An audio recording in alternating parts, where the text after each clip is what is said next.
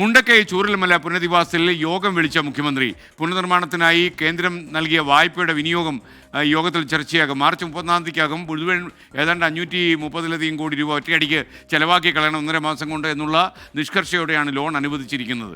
ഈ സാമ്പത്തിക വർഷം തന്നെ പണം ചെലവഴിക്കണമെന്ന നിബന്ധനയിലെ സംസ്ഥാന നിലപാട് ഈ യോഗത്തിലായിരിക്കും മിക്കവാറും തീരുമാനിക്കുക.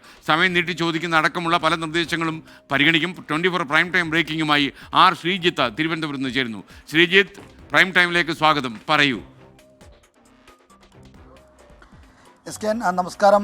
24 പുറത്തുവിട്ട വാർത്തയാണ് കേന്ദ്രം വയനാട് പുനർനിർമ്മാണ പദ്ധതിക്കായി 529.50 കോടി രൂപ വായ്പയായി അനുവദിച്ചു എന്നുള്ളത്. ആ വായ്പയ്ക്ക് കേന്ദ്രം ചൂണ്ടിക്കാണിച്ചിരിക്കുന്ന പ്രധാന നിബന്ധന ഈ സാമ്പത്തിക വർഷം തീരുന്നതിനകം തന്നെ ഈ പണം ചിലവഴിക്കണമെന്നാണ്. എന്തായാലും വയനാട് പ്രതിഭാസവുമായി ബന്ധപ്പെട്ട മുഖ്യമന്ത്രി തിങ്കളാഴ്ച വൈകുന്നേരം തിരുവനന്തപുരത്ത് ഉന്നതതല യോഗം വിളിക്കുന്നുണ്ട്.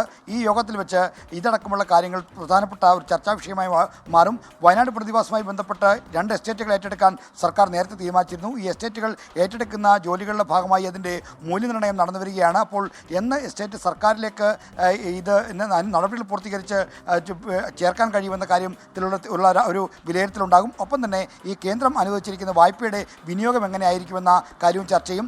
ഇപ്പോൾ ഇത് പദ്ധതി മാത്രമായിട്ടാണ് സർക്കാർ ഫയലുകളുള്ളത്.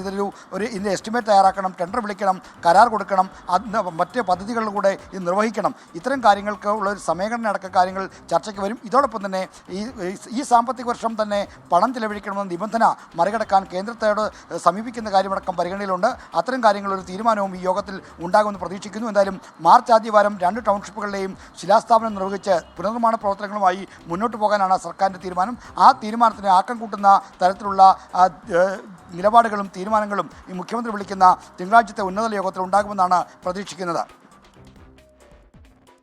ആർ ശ്രീജിത്താണ് വിവരങ്ങൾ നൽകിയത്.